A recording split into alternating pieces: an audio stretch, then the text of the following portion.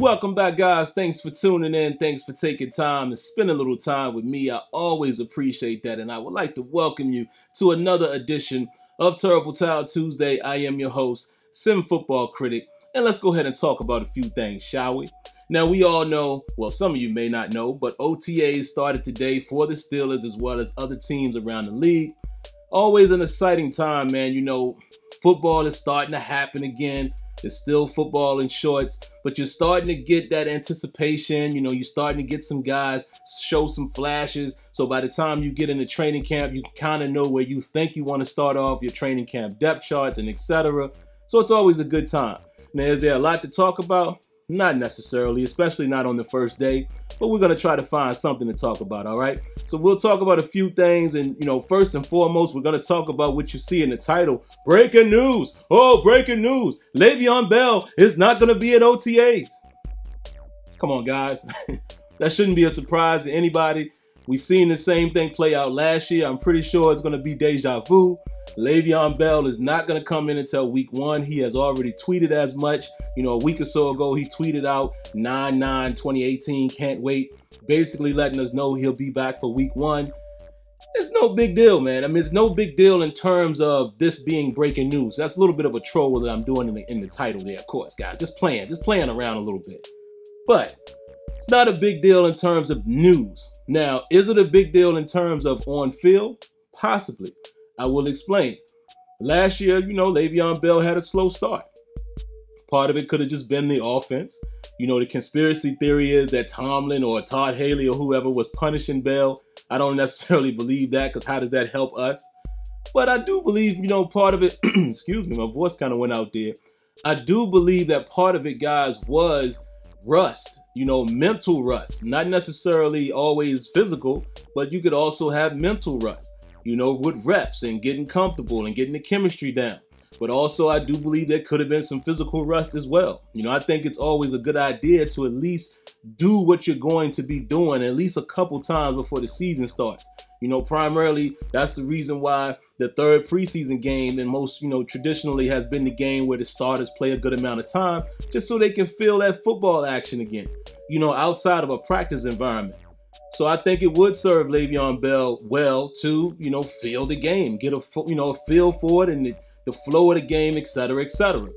Also, you know, we know Randy Fichtner is now the new offensive coordinator. I doubt there would be a whole bunch of changes, but I'm sure there's going to be a few changes, a few wrinkles and things of that nature. It would be good for Le'Veon Bell to be there, to be able to partake in that, so there wouldn't be any mishaps. I understand why he's not going to be there. You know, he claims that he doesn't want to risk injury. At least that's what he said last year. I understand it. You know, he's going to wait till about the last minute to sign the tag. They could still be, you know, contract negotiations right now. Very well could be. We don't know all of that. But at the end of the day, would I like for him to be a part of the OTAs as well as training camp? Yes. You know, for no other reason than just getting yourself mentally prepared, the camaraderie with your teammates, etc., etc. Is it a big deal that he's not going to be there? No, because same thing happened last year, and you know, you can call that whatever you want. If you feel like that was a bad decision last year, I can understand you feeling the same way this year. If you feel the other way, I can understand that. All right, so there you have it. Shouldn't have been breaking news, even though I did troll you guys in the title. Just want to have a little fun with that. Now, speaking of the running backs, guys, I have a little bit of notes here. Running back situation is going to be interesting. There are quite a few guys on the roster right now. You know, there's a total of 6 other guys, if I'm not mistaken, outside of Le'Veon Bell.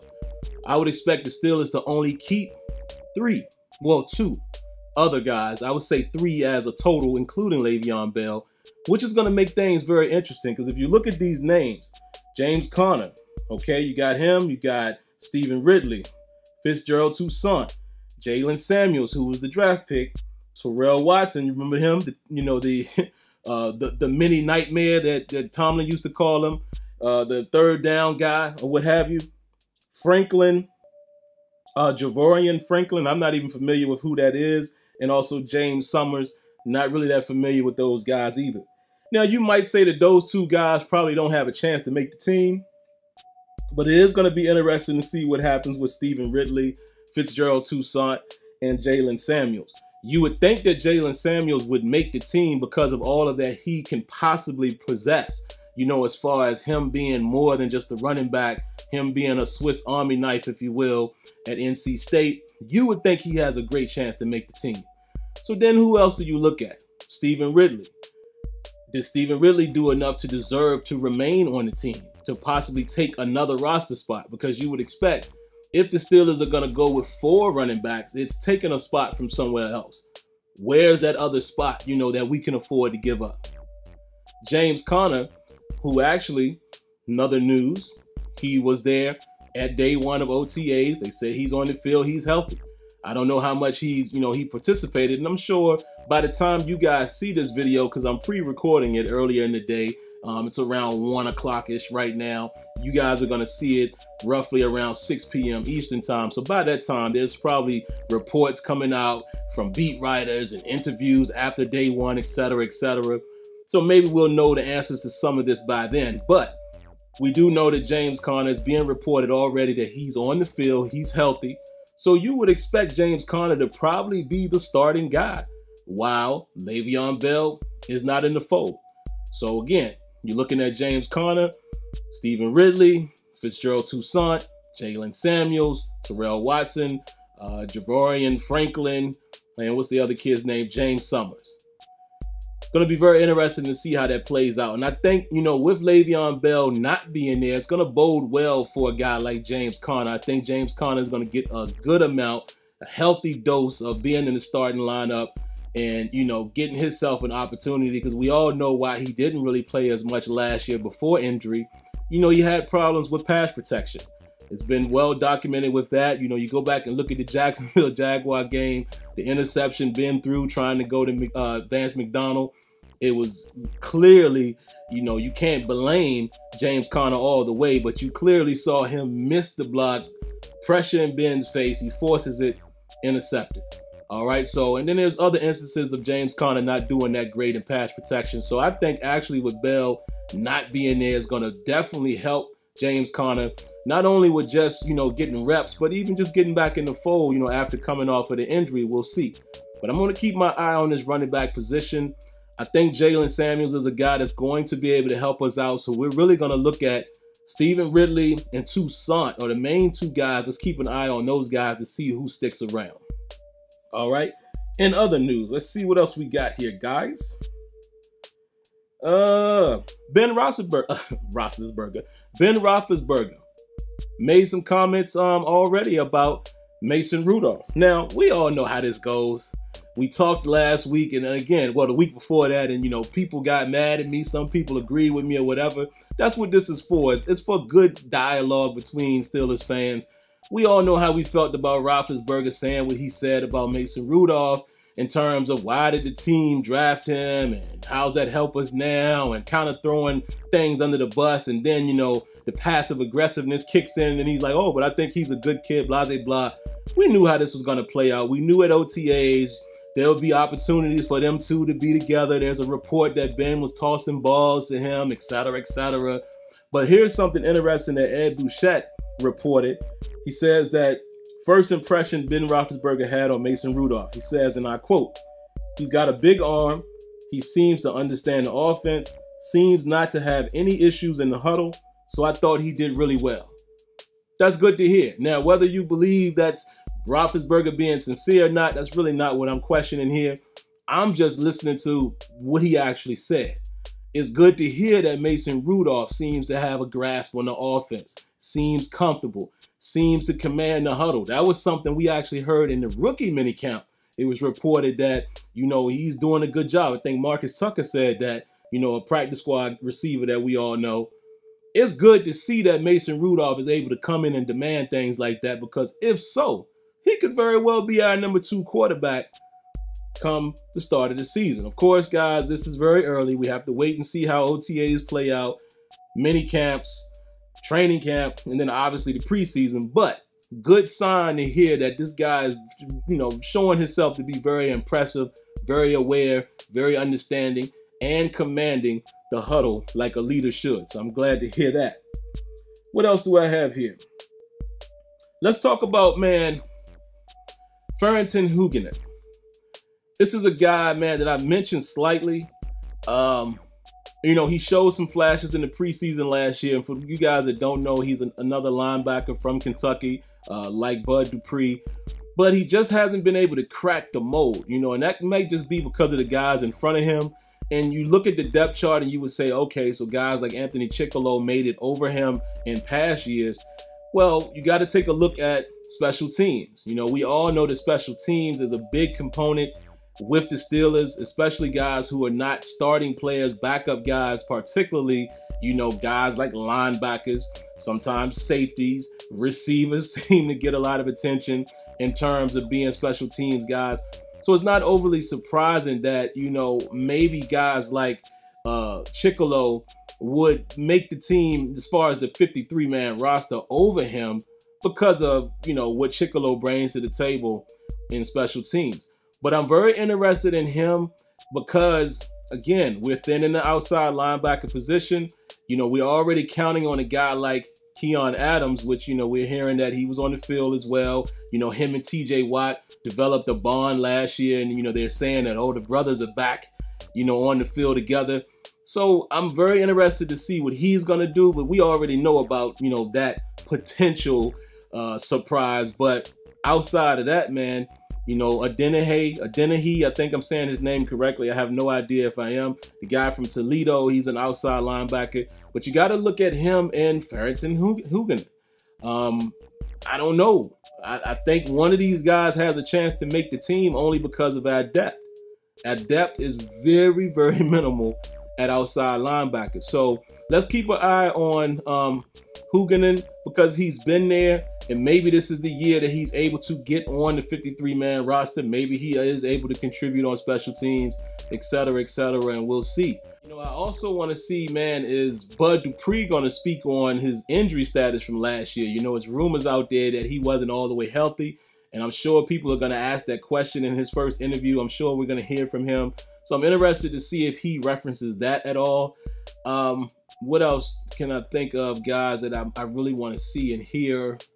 I kind of want to hear from Mason Rudolph, you know, and see how he feels after, you know, a early day of work.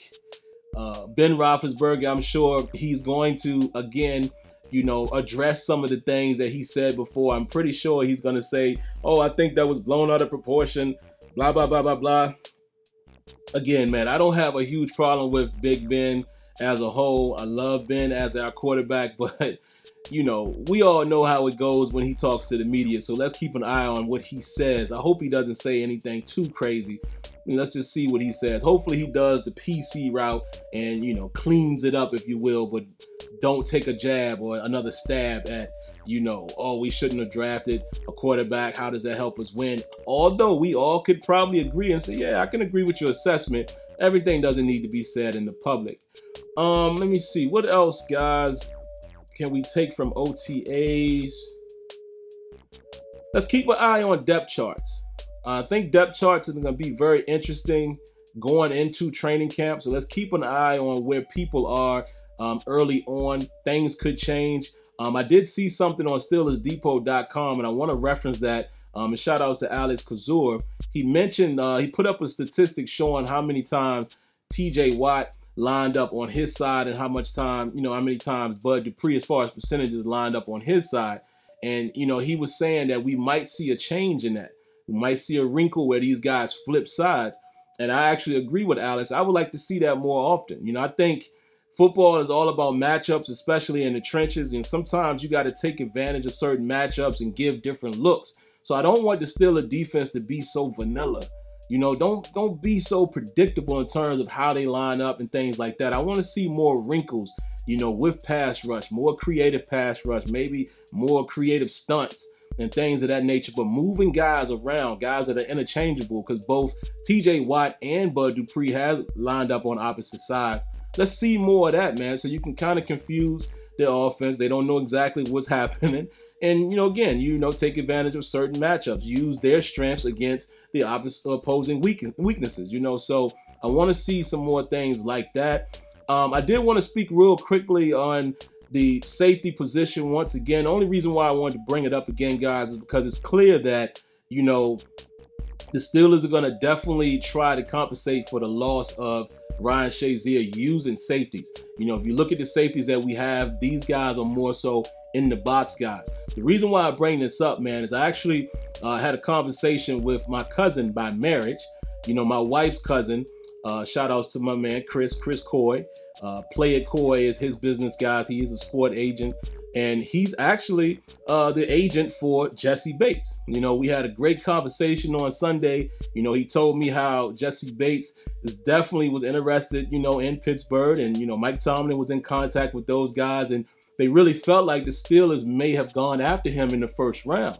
And, you know, things work out the way they do. You know, teams decide on who they want based on what they're looking to do. If you look at Jesse Bates, and, you know, and Chris and I had this conversation, we both agreed Bates is more of a rangy safety, ball hawk type of guy. You know, he's not necessarily the box type of guy, you know, not necessarily the guy that you're going to depend on more so for being able to play the run, even though I'm sure he's capable. But he's not your prototypical, you know, run support type of safety with a dual role, you know, coverage and run support. You look at a guy like Terrell Edmunds, which, you know, Chris said the same thing. We were both like, whoa, you know, Edmunds kind of came out the blue. Nobody really knew the Steelers, at least we didn't as fans, that they were really interested in him. But when you look at the mold, you know, what he's made of and the mold that he fits, it makes perfect sense. Obviously, the Steelers are going to use more personnel packages where they have these safeties on the field that are capable of tackling as well as covering. And Terrell Edmunds fits that mold. You know, I'm happy with the pick, but I would have been ecstatic with the pick of Jesse Bates because I did like Bates' coverage skills. And now knowing that, you know, I have a connection to him, you know, sort of through family, that would have been phenomenal. That would have just been a great story, you know, just something great to tell. But it is what it is. Happy for him, happy for Chris, and all that he's doing with his company, man. I think he's going to definitely turn out to be a great sports agent.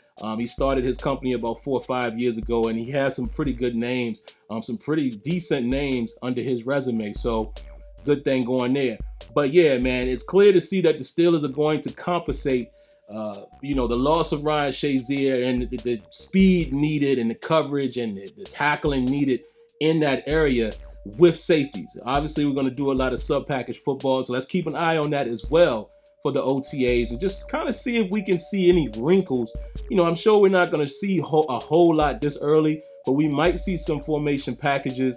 Reports may come out of where guys were lined up. Keep an eye on Allen, you know, Marcus Allen, that is, not Brian Allen. But even a guy like Brian Allen is interesting. I wonder if he's going to get able to, you know, the ability to make the team again as far as the 53-man roster. It's going to be interesting. And one other thing I will talk about, guys, before I get out of here. Cam Sutton is a wild card. He's a wild card, man. Let's keep an eye on Artie Burns. Could Cam Sutton challenge Artie Burns for the starting position? Very possible. Very possible. Now that you have Joe Hayden pretty much your #1 guy, I think Artie Burns' position is up for grabs. Not saying that Artie shouldn't have it if Artie can show up, because Artie showed some flashes late in the season last year where he could be what we want him to be. But can Cam Sutton overtake Artie Burns? And maybe Artie Burns comes in situational football. Could be interesting. Could be interesting, man. Let's see what's going to happen there. So it's so many things that I'm looking forward to, man. I know we're just trying to speculate the best we can now, but I'm looking forward, man, to seeing what transpires from OTAs, mini camps, training camp, and then ultimately preseason, and we see what the Steelers are going to do. And I'm not ruling out the fact that the Steelers might grab a free agent or two once cuts start happening in some of these positions that we're not sure about. Your outside linebacker, possibly another inside backer, possibly a running back. You know, Steelers Depot, they actually said something on the Terrible Podcast saying, wouldn't it be crazy if somebody like Gio Bernard gets cut, because he may very well get cut, seeing what Cincinnati has done at the running back position. He could be a cap casualty. Maybe if one of these third guys behind James Conner is not the answer, what if the Steelers went after him? Could be interesting. So all of this is interesting. It's all speculation, and that's what makes it fun, and that's what makes us crazy Steeler fanatics, is we're always trying to, you know, match the puzzle and put the pieces together of what our Steelers are going to do. But either way, let's enjoy the OTAs. Let's enjoy the stories that will come out, and let's see what this team will blossom into by the time training camp starts into preseason, because that's when we're going to see who's who and who's going to make the team and who may contribute in certain positions. All right, so that's all I got for you this week, man. If you haven't already, make sure you subscribe to the channel. Click on the notifications so you know when the videos are available. And last but not least, don't be afraid. Don't be afraid to hit the like button, man. I promise it'll never hurt you to hit the like button.